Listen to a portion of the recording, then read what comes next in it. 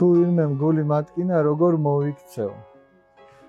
ჩვენ ვეცადოთ ბავშვებო, რომ ესე იგი ყველას გული არ გაუხსნათ.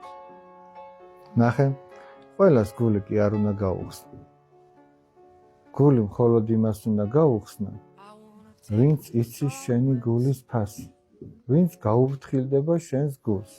გულს ძირითადად ვინ გატკენს? მეგობარი გატკენს, თორე უცხო როგორ გატკენს გულს, ხომ მართალია?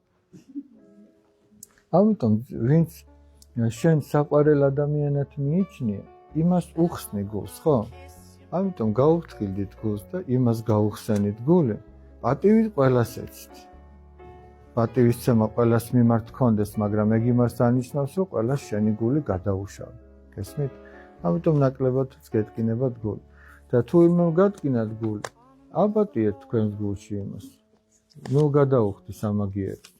და ილოცე მისთვის, რომ ის შემოbrunდეს და სიკეთით იყო და ისე მეგობრები იყოთ.